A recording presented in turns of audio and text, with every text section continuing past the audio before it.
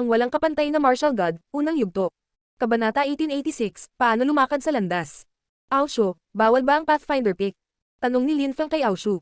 Tumiti si Aoshu at umiling. Hindi. Kahit na ito ang unang pagkakataon na nakita ko ang Pathfinder pick, maraming beses ko na itong narinig. Ilang tao mula sa Dragon Clan ang naroon. Pagkabalik, ang kanilang pangunawa ay tumaas ng husto. Naging mas malakas din sila. Gayunpaman, pinipigilan nila ang kanilang mga dila hinggil sa kanilang nakita at natagpuan doon. Palagi nilang sinasabi sa akin na kapag nakita ko ito, kailangan kong pumunta, bagaman. Pagkatapos ay nagsalita si Aoshu at sinabi, "Tara, tingnan natin ang Pathfinder pick. Hindi natin pwedeng palampasin ang ganitong pagkakataon." Bago sumugod patungo sa tuktok, nawala siya sa gitna ng karamihan. "Talaga, kailangan na nating pumunta dahil nahanap na natin ito," sabi ni Linfeng, nakangiti at sumunod sa kanya. Sinundan siya ni Aomo, at pareho silang nawala sa karamihan. Dumiretso si Linfeng sa Pathfinder Peak, at naramdaman ng pagbabago ng kapaligiran sa paligid niya. Mayroong isang espesyal na chi dito, na umaangat mula sa damuhan. Parang ibang mundo na walang labasan. Maraming tao ang nakaupo na naka-cross-leg na nakapikit. Marami ring mga kalansay na nakahandusay sa lupa. Ang lugar na ito ay talagang mapanganib, naisip ni Linfeng nang makita niya ang mga kalansay. Maraming mga kalansay ang hindi kumpleto, at ang ilang bahagi ng kanilang katawan ay nawawala. Ang iba ay napaliligiran ng isang nakakatakot na lakas na hindi nakakalat. Ang mga taong naglakas loob na pumunta sa Pathfinder Peak ay hindi bababa sa katamtamang antas ng mga emperador, ngunit karamihan sa kanila ay mga emperador na may mataas na antas. Sa ganoong antas ng paglilinang, ang laman ay hindi nabubulok, na nangangahulugan na ang mga kalansay na iyon ay nawalan ng laman dahil sa panlabas na lakas. Ungol ni Linfeng. Dumating din sina Qingyu at Bailing at lumapit kay Linfeng. Nang makita nila ang lugar na iyon, sila ay namangha na gaya niya. Ang Celestial Pathfinder Plate ay matatagpuan dito. Si Aoshu ay nakatingin sa malayo. May ilang nakakasilaw na ilaw na sumasayaw tungkol sa isang napakalaking bato doon. Ayon sa mga alamat, madaling pumunta dito, pero mahirap umalis, parang selyado ang lugar na ito. Sa tingin ko, may daanan sa lambak na iyon. Sabi ni Qingyu, dahan-daang naglakad patungo sa Celestial Pathfinder Plates. Isang ilaw ang bumaril ng wala saan, na nag-spotlight kay Qinwo. Si Qinwo ay mukhang kalmado at tahimik. Dahan-dahan siyang naglakad patungo sa bato. Biglang, ang Celestial Pathfinder Plate ay naging mas nakakasilaw at nawala si Qingyu sa loob ng mga ito. Lumuhad bago ang Celestial Plate. Sabi ng isang misteryosong boses na nagmumula sa bato. Inatake ni Qingyu ang bato gamit ang kanyang lakas at tumalon patungo dito. Bilang kapalit, isang nakakatakot na lakas ang lumabas mula sa bato at bumasag sa kanya. Ikinaway ni Qingyu ang kanyang mga kamay at isang bato ang ibinato mula rito. Halos hindi na niya makalmat ang napakalaking bato nito, dahil hindi pa siya gaanong gumamit ng kapangyarihan bakit ang isang taong hindi sumusunod sa daan ay humingi ng kanyang landas. Tanong ng isang sinaunang tinig mula sa bato. Si Linfeng at ang iba ay namangha. Ang mga tao sa paligid na nagmumuni-muni ay mukhang kalmado at hindi nagulat. Halatang alam nila na mayroon ng ganoon. Hindi may tanong ng mga masungit na tao ang kanilang landas. Kumislap ang mga mata ni Qingyu, isang taong hindi sumunod sa daan. Kahit na siya ay talagang malakas at sikat sa impyerno, si Qinwo ay hindi ganoon kalakas kumpara sa Celestial Pathfinder Plate. Naglabas si Qinwo ng mas maraming enerhiya at inatake muli ang bato. Gayunpaman, mas malupit ang pag-counterattack ng bato. Ang pag-atake ay bumagsak kay Qinwo at siya ay napaungol sa sakit habang siya ay pinipilit na bumalik at nagsimulang damyugo. Isang agresibong Celestial Plate. Bulong ni Aoshu. Mukhang excited siya. Ang pagbukas ng pinto ng batong iyon ay magiging mahirap. Aomo. Sabi ni Linfeng. Si Aomo ay naging usok at bumalik sa katawan ni Linfeng. Doon siya lumaki, kaya niyang bumalik sa loob kung gusto niya. Lumapit si Linfeng sa Celestial Pathfinder Plate, huminga ng malalim habang pinapakalma niya ang sarili, at tumayo sa harapan nito. Lumuhad bago ang Celestial Plate. Hiling ng boses. Inilabas ni Linfeng ang mga ilaw ng buhay at kamatayan at sinabi. Hinihiling ko ang aking landas tungkol sa landas ng buhay at kamatayan. Ang mga ilaw ng buhay at kamatayan ay tumagos sa bato. Isang kakaibang liwanag ang lumitaw sa paligid ng bato. Ang buong bato ay naging isang bato ng kamatayan, tulad ng isang salamin. Biglang lumitaw ang mga ilaw ng kamatayan mula sa bato at lumipat patungo kay Linfeng. Kumunat ang noo niya. Iyon ay kamatayan chi, ngunit buhay chi ay lumitaw. Lumipad ang enerhiya ng buhay sa buong katawan niya. Ang kanyang katawan ay biglang napuno ng hindi kapani-paniwalang enerhiya sa buhay. Anong delikado? Naiintindihan ko kung bakit napakaraming bangkay. Naisip ni Linfeng. Ang Celestial Pathfinder Plate ay may buhay. Maaari itong mag-counterattack, at kung hindi naiintindihan ni Linfeng ang life and death energies, namatay na sana. Lumitaw ang nakakasilaw na mga ilaw at ang Celestial Pathfinder Plate ay naging salamin. Nakikita ni Linfeng ang kanyang sarili at ang lakas na nakapaligid sa kanya. Namangha siya. Pasok ka, sabi ng isang tao. Isang taong nakaupo na nakapikit ang lumitaw sa harapan niya at kinausap si Linfeng. Sige. Sabi ni Lin Fang bago pumasok sa Celestial Pathfinder Plate. Nawala siya sa loob. Nakakagulat, maaari kang pumasok sa Celestial Pathfinder Plate. Nagulat si Ao Shu at ang iba pa. Hindi sila mananatili sa mundong ito sa ganoong paraan. Pumasok si Lin Fang sa Celestial Pathfinder Plate at nagpakita sa ibang lugar. May mga taong naka-cross-leg sa paligid niya, at marami pang mga bangkay. May isang labasan, at ito rin ay isang Celestial Pathfinder Plate. Mayroong dalawang antas sa Celestial Pathfinder Plate. Naisip ni Lin Fang, na lumilingon sa paligid. Napakaraming tao doon. Ano ang kakaibang lugar na ito? Hindi nakakagulat na madaling pumasok sa loob at mahirap lumabas. Ang ilang mga tao ay natigil, ngunit hindi patay. Lumuhad bago ang Celestial Plate. Sabi muli ng isang boses. Sumimangot si Lin Fang at tinitigan ang Celestial Pathfinder Plate. Muli siyang naglabas ng mga ilaw ng buhay at kamatayan, at iniharap ang mga ito sa pangalawang Celestial Pathfinder Plate. Ang mga ilaw ay tumagos sa Celestial Pathfinder Plate. Muli, lumiwanag ang bato, lumabas ang mga enerhiya, at tumagos sa katawan ni Lin Fang. Sa pagkakataong ito, nagsimula na siyang manginig ng marahas at nakaramdam na siya ng himatayan. Gusto mong magdulot ng sarili mong pagkasira. Masyado mong pinahahalagahan ang iyong sarili. Malamig na nagsalita ang isang itim na buhok, pagkatapos imulat ang kanyang mga mata. Gayunpaman, tumingin lang ulit si Lin Fang sa paligid, naramdaman niya na minsan na siyang namatay. Kung hindi mo ginagamit ang iyong isip upang sundin ang daan, paano mo hihilingin ang iyong landas? Sabi ng sinaunang boses na umaalingaw sa utak ni Lin Fang. Si Lin Fang ay namangha at mukhang nahihilo. Sa wakas ay naunawaan na ni Lin Fang ang layunin ng batong iyon, baka mahanap niya ang kanyang daan dito. Ang walang kapantay na martial god, unang yugto. Kabanata 1887, Pagpipilit sa daan. Ginamit ni Lin Fang ang lakas ng buhay at kamatayan upang maipasa ang unang hamon ng Celestial Pathfinder Plate. Siya ay binomba ng enerhiya ng kamatayan at ang kanyang makajos na kamalayan ay nayanig ng marahas. Lumalakad ako sa landas ng buhay at kamatayan at pinagbabantaan mo ang aking buhay sa sarili kong landas. Kung hindi mo ginagamit ang iyong isip upang sundin ang daan, paano mo hihilingin ang iyong landas? Ang pagpasok ay madali, ngunit ang paglabas ay hindi. Ang aking paglilinang sa buhay at kamatayan ay lubhang agresibo. Sa makatuwid, ang mga counter-attacks ng Celestial Pathfinder Plate ay pare-parehong brutal at agresibo, kayang pumatay sa akin, naisip ni Lin Fang. Kung mas agresibo ang kanyang mga pag-atake, mas agresibo ang mga counter-attacks. Umupo si Lin Fang na naka-cross-legged at maraming kulay na mga ilaw ang lumitaw mula sa kanyang ikatlong mata habang siya ay nakatutok. Lumipas ang oras nang makita niya ang Sky Palace. Ang aking makajos na kamalayan na palasyo ay tumigil sa pagpapabuti. Kailangan ko itong i-evolve. Sabi ni Lin Fang sa kanyang sarili. Ang kanyang makajos na kamalayan ay malakas, at ang Sky Palace ay nagsimulang lumitaw. Kailangan niyang pagsamahin ang kanyang paglilinang. Siyempre, mayroon din si Lin Fang ng Nine Netherworld's Demoniac Song. Hindi naging madali ang pagpatay sa kanya. Tumingin si Lin Fang sa Celestial Pathfinder Plate mula sa kung saan siya naka-cross-leg.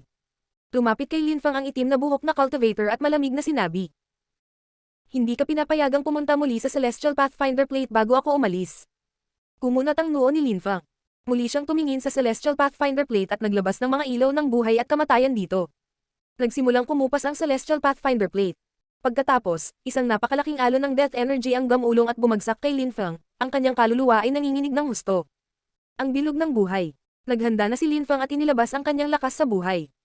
Gayunpaman, ang mga enerhiya ng kamatayan ay hindi kapanipaniwala at ginawa pa rin ang kanyang kaluluwa ng marahas na nanginginig. Para bang namatay na naman siya. Ang mga enerhiya ng kamatayan ay nag-iwan ng bakas sa kanyang kaluluwa. Bigla niyang binuksan ang kanyang mga mata at ang kanyang enerhiya sa buhay ay patuloy na nagiging enerhiya ng kamatayan, na muling naging enerhiya ng buhay, at inulit ang pag-ikot. Gusto mo talagang mamatay. Malamig na sigaw ng cultivator na may itim na buhok. Nang salakayin ni Lin Fang ang Celestial Plate, tinamaan din ng mga kontra-atake ang iba. Maraming tao ang malamig na tumingin kay Lin Fang. Gayunpaman, walang pakialam si Lin Fang. Naglabas siya ng mga ilaw ng buhay at kamatayan at ang pattern ng kanyang buhay at kamatayan ay lumitaw sa lupa. Buhay at kamatayan enerhiya condensed sa paligid niya. Binomba ni Lin Fang ang lupa ng mga suntok. Ang mga ilaw ng buhay at kamatayan ay patuloy na umiikot sa paligid niya. Kung hindi ako pumunta dito upang itanong ang aking landas, paano ko makakamit ang kaliwanagan? Sabi ni Lin Fang. Ang kanyang buhay at kamatayan ng mga ilaw pagkatapos ay binomba muli ang Celestial Pathfinder Plate. Isang nakakatakot na lakas ang lumitaw. Biglang nagmulat ng mata ang mga tao at mukhang galit na galit. Ang mga enerhiya ng kamatayan ay patuloy na pumuputok at binomba ang mga kaluluwa ng mga tao. Maaaring i-unlock ng Path of Death ang pinto. Naramdaman ni Lin Fang ang death energies at patuloy na naglalabas ng life energy sa parehong oras. Nang siya ay binomba ng death energy, ang kanyang death energy ay naging green life energy. Gayunpaman, ang enerhiya ng kamatayan ay masyadong malakas at ginawa ang kanyang kaluluwa ng marahas na nanginginig. Sinimulan niyang kantahin ang Song of the Nine Netherworlds. Si Linfang ay biglang napalibutan ng nakamamatay na enerhiya ng kamatayan. Ang iba ay binomba ng agresibong lakas ng kamatayan at malamig na tumingin sa kanya. Malamig na sinabi ng itim na buhok na cultivator. Mamamatay ka, patayin ng lalaking iyon. Sigaw ng mga tao. Naramdaman ni Linfang ang mga enerhiya sa paligid niya. Kung hindi mo ginagamit ang iyong isip upang sundin ang daan, mamatay at magtanong. Tumayo si Linfang, nanlamig ang kanyang mga mata. Ang mga ilaw ng buhay at kamatayan ay tumaas sa langit. Ipinagpatuloy niya ang pag-awit ng Song of the Nine Netherworlds at inilabas ang kanyang nakasisilaw na makajos na kamalayan. Binalot siya ng kanyang lakas, bago nagngangalit sa Celestial Pathfinder Plate. Ang mga tao ay namangha at nakatingin kay Linfang. Nabaliw siya. Isang tunog ang kumalat sa hangin, ang layunin ng kamatayan ay umabot sa isang mataas na antas, naramdaman ng lahat ang enerhiya ng kamatayan na tumatagos sa kanilang kaluluwa. Lahat sila ay may impresyon na sila ay mamamatay. Itinaas ni Linfang ang kanyang ulo. Sumipol si Death Chi sa paligid niya, at pakiramdam niya ay mamamatay na siya. Buhay at kamatayan, ang aking kamatayan ay ang aking buhay, paano ako papatayin ng aking landas? Naisip ni Linfang.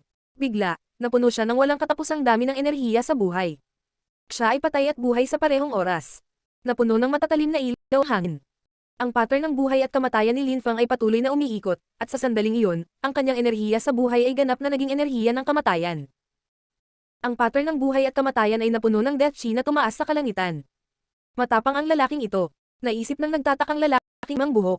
Sa sandaling iyon, lumipat ang nakamamatay na enerhiya patungo kay Linfang. Gayunpaman, ang kanyang makajos na kamalayan ay naharaang dahil sa lakas ng kamatayan. Hindi niya ito masyadong mailabas dahil mamamatay siya kung hindi. Si Linfang ay nanatiling nakatutok, hindi pinapansin ng iba. Sa kanyang mga mata, tanging buhay at kamatayan ang mga ilaw. Ikinumpas niya ang kanyang mga kamay. Ang mga ekspresyon ng mga tao ay lubhang nagbago. Ipinikit ni Linfang ang kanyang mga mata at inilabas ang lahat ng lakas ng kanyang kaluluwa patungo sa pintuan. Baliw siya. Akala ng karamihan. Gusto nilang patayin si Linfang. Kadalasan, napakaingat nila kapag kumakatok sa batong plato. Gayunpaman, ginagamit ni Linfang ang kanyang buong lakas. Wala siyang pakialam sa kanila. Ang lakas ng buhay ay sumalakay sa buong espasyo, na naging kulay abo. Lumaki ang kamatayan pagkaraan ng ilang sandali. Ang mukha ng isang malakas na cultivator ay naging kulay abo. Natambo siya at tumigil sa paggalaw. Patay na siya. Kung alam nila na susubukan ni Linfang na pumipilit sa daan, sana pinatay muna nila siya. Pinaikit ni Linfang ang kanyang mga mata. Ang kanyang katawan ay puno ng lakas ng buhay at kamatayan. Ang aking buhay ay ang aking kamatayan, ang aking kamatayan ay ang aking buhay, ang buhay at kamatayan ang aking landas. Paano ako matatakot sa kamatayan? Sabi ni Linfang. Ang kaluluwa ni Linfang ay nalinas ng buhay at kamatayan ng enerhiya ng maraming beses. Itinaas ni Linfang ang kanyang mga braso at pinakipot ang lakas ng buhay at kamatayan. Kinailangan niyang tanggapin ang parehong buhay at kamatayan upang makamit ang kaliwanagan. Ang Celestial Pathfinder Plate ay yumanig ng husto. Lumakas ang lakas ng kamatayan sa lahat ng dako. Parami ng parami ang gumuho at namatay sa silid. Lahat sila ay mas malakas kaysa kay Linfang, ngunit ang counterattack ng Celestial Pathfinder Plate ay mas malakas kaysa sa kanila. Sa sandaling iyon, isang mas nakakatakot na lakas ng kamatayan ang tumagos sa kaluluwa ni Linfang. Gayunpaman, sinabi lang ni Linfang, buhay. Ang enerhiya ng kamatayan ay naging enerhiya ng buhay.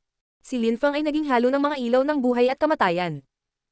Nagliwanag ang kanyang katawan. Ipaliwanag mo ako sa landas ng buhay at kamatayan. Ang mga mata ni Linfang ay napuno ng nakakasilaw na mga ilaw ng buhay at kamatayan na lumipat patungo sa Celestial Pathfinder Plate. Nag-intertwined ang mga energy. Nakamit mo na ang mga pangunahing tagumpay sa landas ng buhay at kamatayan, ngayon kailangan mong tanungin ang iyong sarili tungkol sa iyong isip. Ang Celestial Pathfinder Plate ay naging salamin. Tinitigan ito ni Linfang. Nalampasan na niya ang hamon na ito.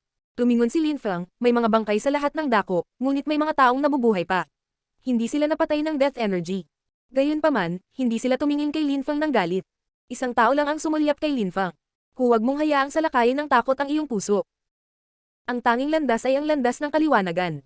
Sabi ng taong iyon na yumuko sa harap ni Linfang. Maraming salamat sa ipinakita mo sa amin ngayon. Nagulat si Linfang at mahinahong ngumiti. Huwag mong banggitin, hindi sinasadya. At namatay silang lahat dahil sa akin. Pagkatapos, tumawid si Linfang sa pinto at pumunta sa susunod na lugar. Ano ang mangyayari sa susunod na silid? Ang walang kapantay na martial god, unang yugto. Kabanata 1888, ang landas ng buhay at kamatayan ay masalimuot. Tumawid si Linfang sa pinto at dumating sa isa pang silid. Gaya ng dati, may Celestial Pathfinder Plate. Gayunpaman, walang ibang tao sa silid na iyon. Siya ay ganap na nag-iisa sa Celestial Doorway.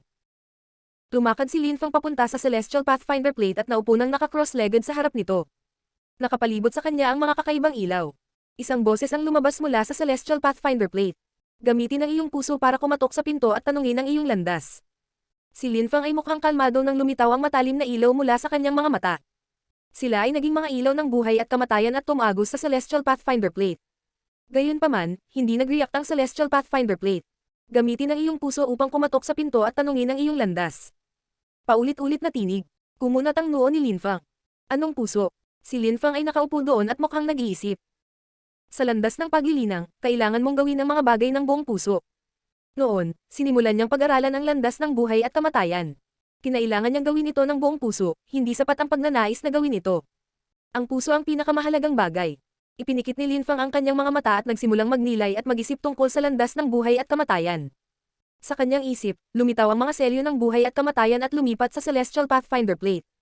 Nagsimulang manginig ang Celestial Pathfinder Plate. Naramdaman ni Linfang ang kanyang makajos na kamalayan ng marahas na pagyanig. Bigla siyang nakaramdam ng kalungkutan at pagdadalamati. Ito ay ang kalungkutan ng buhay at kamatayan. Naalala niya si Liu Kanglan, na namatay para sa kanyang bansa. Nalungkot siya para kay Yan Yupingsheng, ang kanyang magaling na guro. Nalungkot din siya para kay Wen Aozu, isang hindi kapanipaniwalang babae na namatay dahil sa kanyang pamilya. Nalungkot din siya para sa lalaki at sa kanyang anak na babae sa nayon sa impyerno. Sila ay mga ordinaryong tao, ngunit sa mundong iyon, wala silang kalayaan. Walang pakialam ang mga cultivator sa buhay ng mga taong iyon. Sa mundong iyon, walang makakatakas sa kamatayan. Ito ay nasa lahat ng dako. Iyan ang paraan ko sa paglalakad sa landas ng kamatayan at buhay, matahimik na naisip ni Linfang. Muli niyang inilabas ang kanyang makajos na kamalayan. Ito ay kumikinang, at ang mga ilaw ng buhay at kamatayan ay nagpatuloy sa pag-ulan sa Celestial Pathfinder Plate. Sumipol ang hangin bilang reaksyon. Nagpatuloy si Linfang sa pagdadalamati, ngunit sa kalungkutan na iyon, naramdaman din niya ang sigla. Ang buhay at kamatayan ay hindi mapaghihiwalay. Pakiramdam ni Linfang ay napakahina sa harap ng plato ngayon. Nakaramdam siya ng liit at takot. Natakot siya. Ang kanyang lakas ay nagpapahintulot sa kanya na kontrolin ang buhay ng ibang tao, alinman sa pamamagitan ng pagpapabeya sa kanila o sa pamamagitan ng pagpatay sa kanila, o sa pamamagitan ng pagprotekta rin sa kanyang mga mahal sa buhay. Gumawa siya ng isang maliit na mundo at inilagay ang kanyang mga mahal sa buhay sa loob dahil natatakot siyang hayaan silang manatili sa labas ng mundo. Ano ang kinatatakutan niya? Natatakot siyang baka maging hayop muli si Mengching. Natatakot siya na baka mapatay ang mga kapamilya niya. Natatakot siya na si Qiu Yuzin ay nawalan ng kontrol sa sarili. Natakot siya dahil itinapon siya ni Yi Renlei ng ganoon. Nais niyang kontrolin ang lahat sa kanyang buhay. Sa makatuwid, kailangan niyang maging mas malakas. Tinatanong mo kung ano ang nararamdaman ko deep inside. Napabuntong hininga si Linfang. Tumingin siya sa Celestial Pathfinder Plate at sinubukang unawain kung ano talaga ang nararamdaman niya. Tumayo si Linfang at humakbang pasulong. Bumungad sa kanya ang nakakasilaw na mga ilaw. Kumalma siya habang muling binuhusan ang pinto ng life and death energies. Pinilit niyang magkaroon ng pusong kasing kalma ng tubig. Pinili ko ang landas ng buhay at kamatayan, hinihiling mo ba sa akin na gamitin ang aking puso o itigil ang paggamit nito? Tumitig si Linfang sa pinto. Matalim na ilaw ang lumabas sa kanyang mga mata. Sino ang maaaring tumanggi sa mundo ng mga mortal sa landas ng paglilinang? Walang makakatakas sa buhay at kamatayan. Ipinahayag ang boses na iyon sa utak ni Linfang. Lumitaw ang nakakasilaw na mga ilaw mula sa katawan ni Linfang. Nagsimula na akong maglakad sa landas na iyon. Wala akong hindi magagawa, kaya kong tanggihan ang mundo ng mga mortal kung gugustuhin ko. Wasakin. Pagkatapos noon, naglabas si Linfang ng nakakatakot na enerhiya at binomba ang Celestial Pathfinder Plate. Gayunpaman, sa sandaling iyon, isang silweta ang lumitaw doon. Sarili niyang silhouette iyon. Lumakad pasulong si Linfang at napagtantong nasa tuktok na siya ng bundok.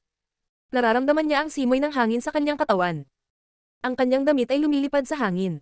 Kara-rating lang niya, pero parang buong buhay niya doon. Naglakad si Linfang patungo sa isang napakalaking bato at naupo dito na naka-cross-legged. Ipinikit niya ang kanyang mga mata at nakalimutan ang tungkol sa labas ng mundo. Pagkalipas ng 3 araw, sa tuktok ng Pathfinder Peak, ang layunin ng buhay at kamatayan ay magkakaugnay at lumilitaw sa utak ni Linfang. Naglalabas din siya ng mga enerhiya ng buhay at kamatayan. Makalipas ang 1 buwan, si Linfang ay napapalibutan pa rin ng mga ilaw ng buhay at kamatayan. Mukha siyang kalmado at payapa. Lumilitaw ang matatalim na ilaw mula sa kanyang ikatlong mata. Sa sandaling iyon, sa labas ng mundo, ang mga tao sa paligid ng Pathfinder Peak ay mukhang nagulat. Kumikislap ang kanilang mga mata. Nakikita nila ang mga enerhiya ng buhay at kamatayan na umuusbong mula sa Pathfinder Peak. Lumipas ang 3 buwan. Sa araw na iyon, sa wakas ay binuksan ng nagmumuni-muni na si Linfang ang kanyang mga mata. Sila ay napuno ng demonyong kalooban. Mayroong 2 disk ng buhay at kamatayan sa kanyang mga mata. Ang isang tao ay maaaring makaramdam ng lakas ng buhay at kamatayan sa pagtingin lamang sa kanyang mga mata. Sa hangin, umipintig ang nakakatakot na enerhiya ng demonyo. Para bang ang Milky Way ay lumitaw sa itaas ng katawan ni Linfang. May demonyong kalpa din ang lakas doon. Lumipad pasulong si Linfang at umalis sa Pathfinder Peak. May tao. Sa labas ng Pathfinder Peak, nakita ng ilang tao si Linfang na lumabas at nagulat sila. Sinasabi na karamihan sa mga tao ay hindi na bumalik. Ang Pathfinder Peak ay madaling puntahan, ngunit mahirap umalis.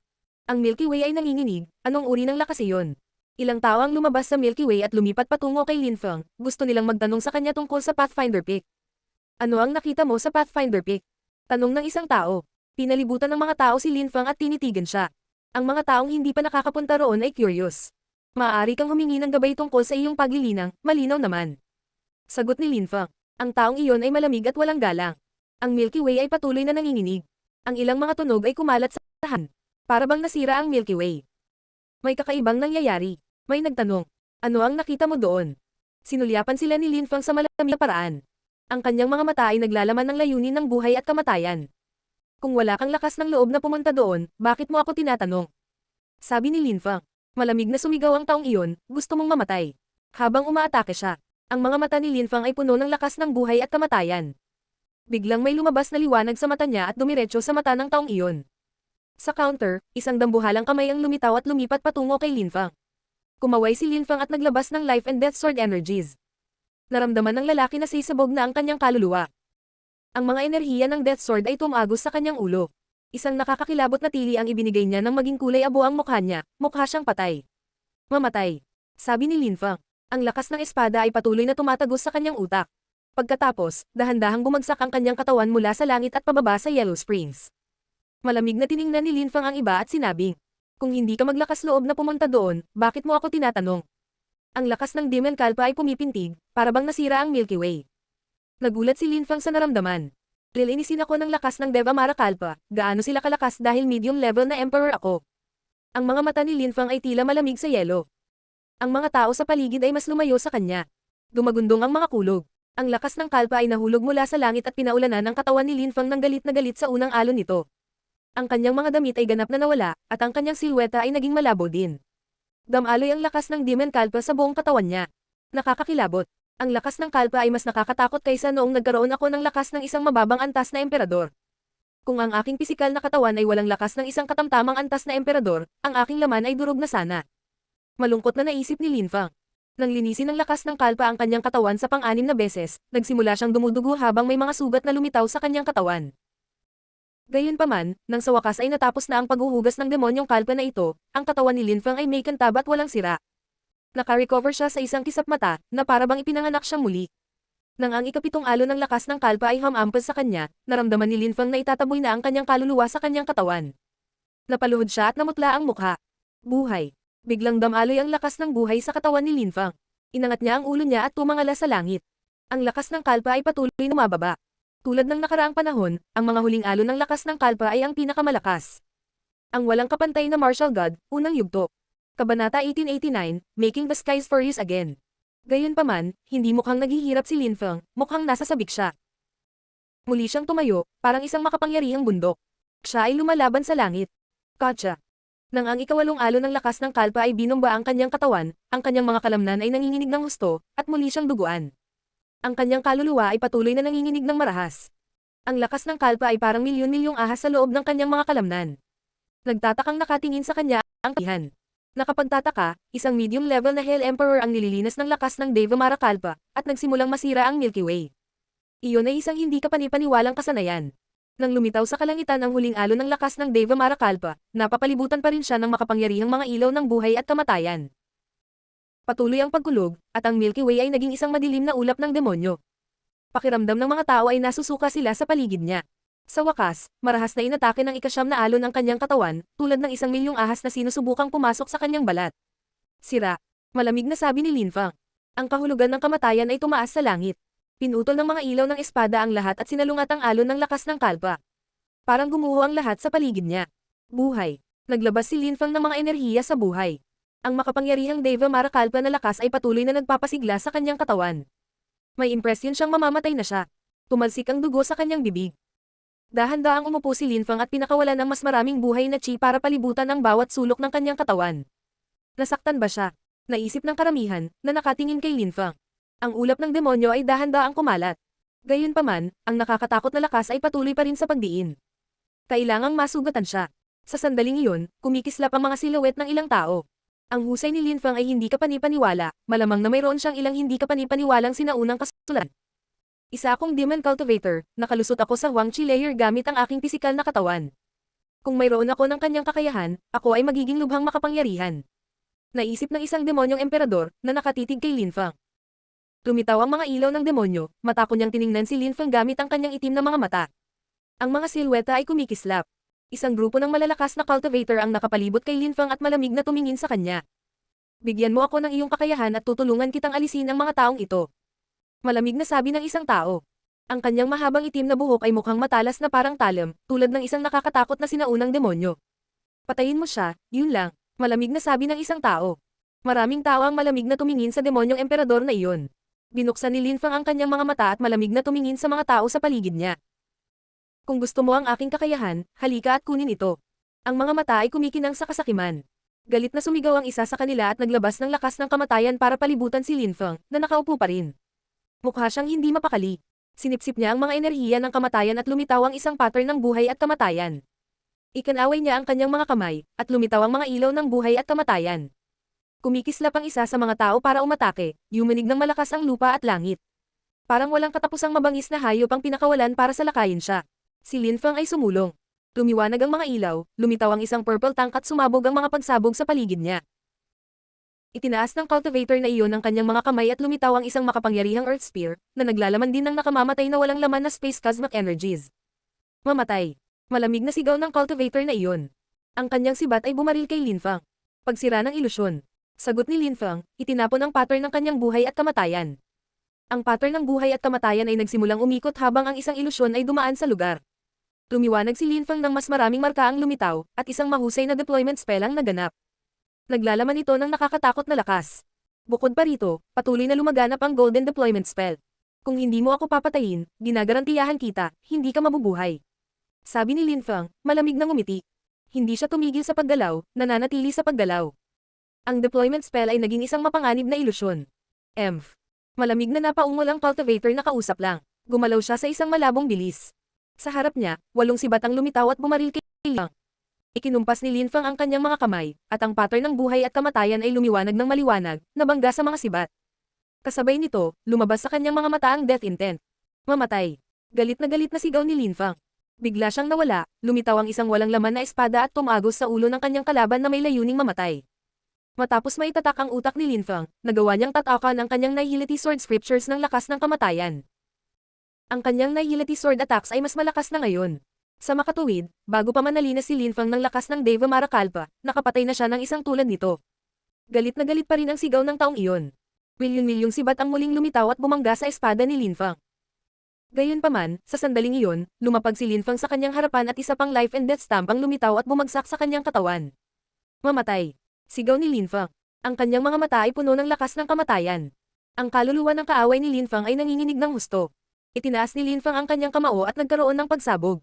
Ang ulo ng kanyang kalaban ay direktang pumutok. Kasabay nito, lumabas si Sword Chi, at hiniwa niya ang kaluluwa ng kanyang kalaban. Mas maraming maliwanag na ilaw ang biglang lumipat patungo kay Lin Feng, kumikinang at matutulis. Biglang nanginag ang kanyang kaluluwa. Cut. Isang sinaunang bundok ang lumipat patungo kay Lin Feng. Habang umaatake ang pangalawang malakas na cultivator, sinalakay din ng ilang tao si Lin Feng ng sabay-sabay. Inilabas ni Lin Feng ang kanyang bestial consciousness, at isang lawa ng itim na tubig ang lumitaw sa lahat ng dako, na ikinagulat ng lahat. Inilabas ni Lin Feng ang lahat ng kanyang wind cosmic energy sa kanyang mga binti at umatras. Ang lupa at langit ay marahas na nanginginig habang maraming enerhiya ang nag-crash na magkasama.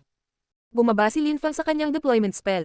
Ang mga gintong ilaw ay kumikinang at kumikinang. Kasabay nito, ang mga mapangwasak na enerhiya ng ilusyon ay nakapalibot sa malalakas na cultivator na iyon. Ang mga nanonood ay lahat ay nakatingin sa Milky Way, ito ay pumipintig ng galit, at ang lakas nito ay nakadiin sa lahat. Inilabas ni Lin Feng ang lahat ng kanyang mapanglo na cosmic energy. Ang mga mukha ng mga tao ay lubhang nagbago nang makita nila ang mga resulta. Nilinis lang siya ni Deva Marakalpa, bakit galit na naman ang langit? Anong klaseng lakas yan? Kahit na lahat sila ay mahusay na tinuruan at may kaalaman, hindi nila nakilala ang ganoong uri ng lakas. Bakit galit ang langit? Itinaas ni Lin Feng ang kanyang ulo habang ang ilang lakas ng pagsabog ay namuo sa Milky Way. Ito ay lubhang mapang-api at bumababa mula sa langit.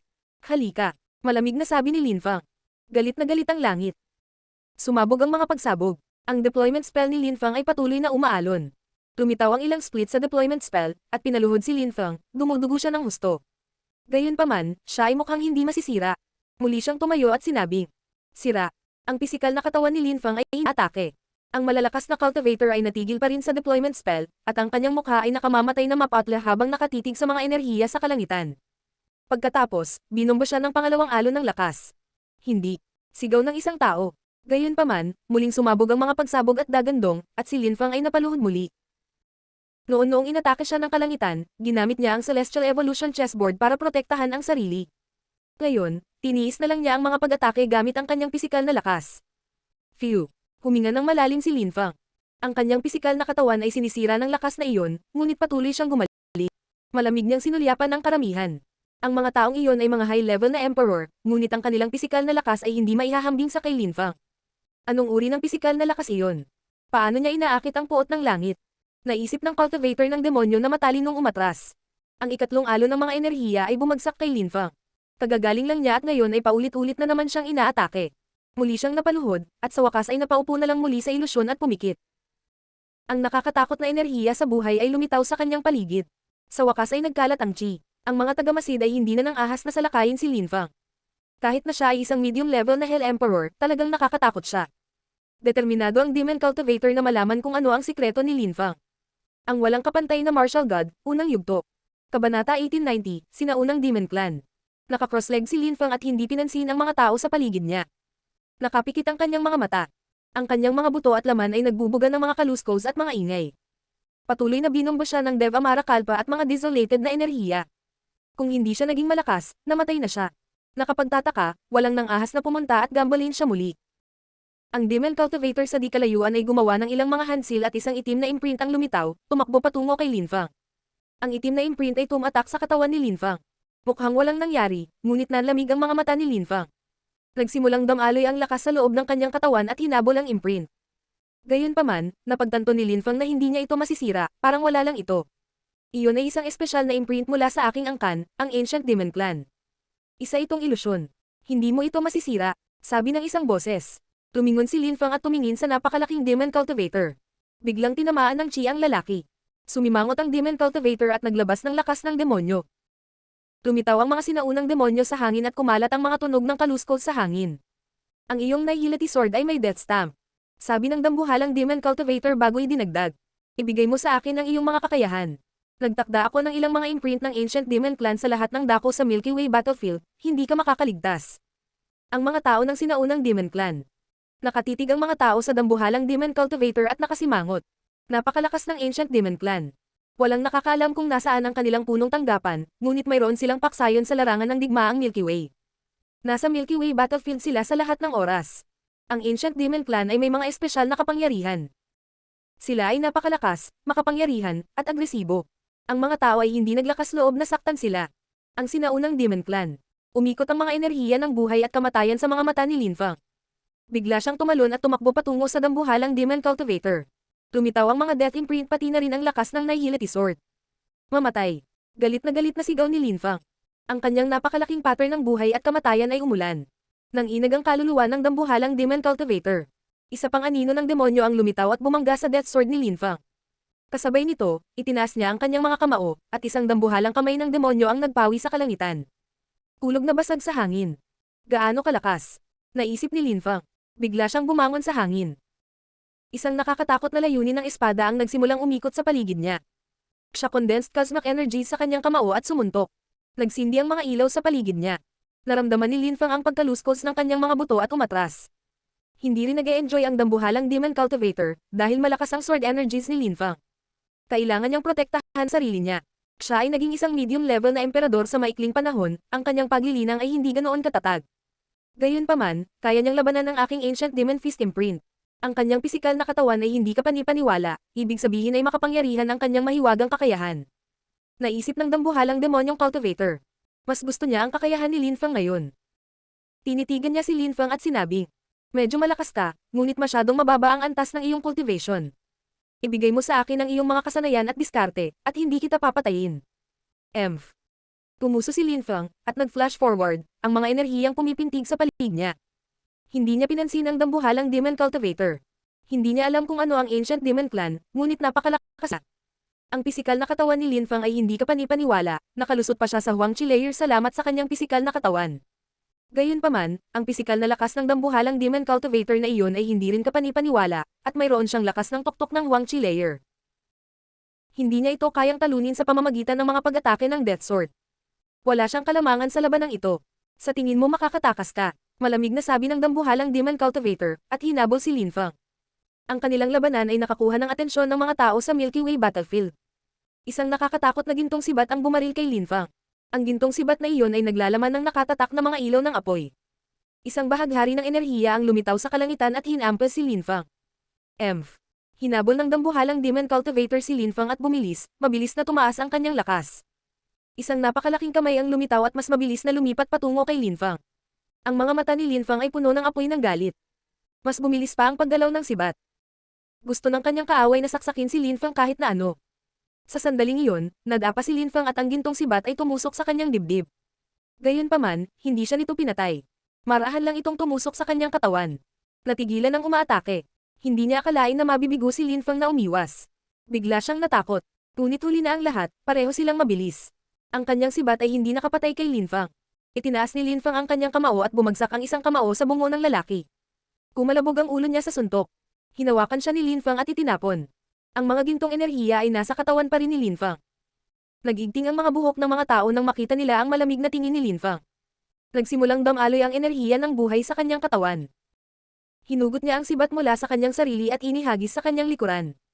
Hindi na niya muling nilainggan ang umatake, at nagpatuloy sa paglalakad.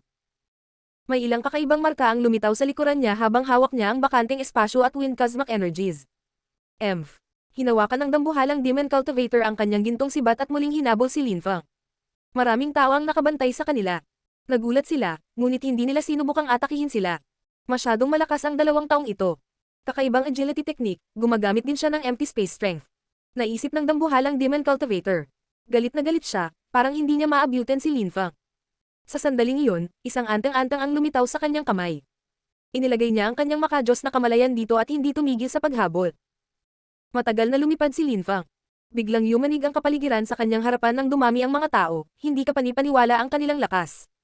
Ang isa sa kanila ay may tsina katulad ng dambuhalang demonyong nagtatanim at lumilipad patungo sa kanya. Sa bawat hakbang niya, yumanig ang lupa. Malakas na cultivator mula sa Ancient Demon Clan. Tumingon si Lin Fang, ngunit may dumarating din mula sa direksyong iyon. Siya ay napapaligiran sa Milky Way battlefield. Huwag mo akong saktan o papatayin kita. Sabi ni Lin Fang, biglang tumalikod para harapin ang dambuhalang Demon Cultivator at naglabas ng nakakatakot na enerhiya. Gayunpaman, walang pakialam ang dambuhalang Demon Cultivator sa sinabi ni Lin Fang, isa rin siyang kamanghamanghang cultivator. Bilang tugon, lumitaw ang isang demonyo sa kanyang likuran. Mamatay. Sigaw ng dambuhalang Demon Cultivator. Kinasuhan ng demonyo si Lin Fang. Ginagamit niya ang kanyang kaluluwa para isagawa ang pag-atake. Isang napakalaking ancient demon handang lumitaw sa itaas ng ulo ni Lin Fang. Naramdaman niya ang pressure, hindi ilusyon ng kamay. Itinaas ni Lin Fang ang kanyang mga kamao, ang nakakatakot na enerhiya ay patuloy na dumampi sa kanya. Siya ay tinutulak pababa at itutulak sa Yellow Spring sa ilalim ng kanyang mga paa. Sumimangot ang dambuhalang Demon Cultivator. Ayaw niyang itulak si Lin Fang sa Yellow Springs, gusto niya ang kanyang mahiwagang pisikal na kakayahan at diskarte sa katawan. Gayunpaman, inilabas ni Lin Fang ang death intent at lumitaw ang isang hole sa paligid ng dambuhalang demonyong nagtatanim. Nagulat ang dambuhalang Demon Cultivator. Biglang bumangon si Lin Fang sa hangin, hinawakan ang isa sa mga paa ng dambuhalang demonyong nagtatanim at hinayla siya pababa. Nahulog ang dambuhalang Demon Cultivator at ang hole na naglalaman sa kanya. Sirain. Galit na sigaw ng dambuhalang Demon Cultivator. Nasira ang hole, ngunit patuloy na pinipilit siya ni Lin Fang. Lumitaw ang mga silver wings sa likod ni Lin Fang at pinilit niyang pababain ang Demon Cultivator. Lumitaw ang kanyang purple tank at lalo pang pinilit ang dambuhalang Demon Cultivator. Gusto siyang itapon ni Lin Fang sa Yellow Springs. Malaki ang pagbabago sa ekspresyon ng dambuhalang Demon Cultivator. Galit na galit siyang sumigaw at tumaas ng kaunti, nagsagawa ng paghampas ng kutsilyo sa hangin at gumawa ng fissure sa kapaligiran. Sa isang kisap mata, dumating din ang 2 pang cultivator. Mabilis na ikinapak ni Lin Fang ang kanyang mga pakpak at lumipad palayo. Kung mahuli siya ng malalakas na cultivator ng Ancient Demon Clan, tiyak na papatayin siya ng mga ito.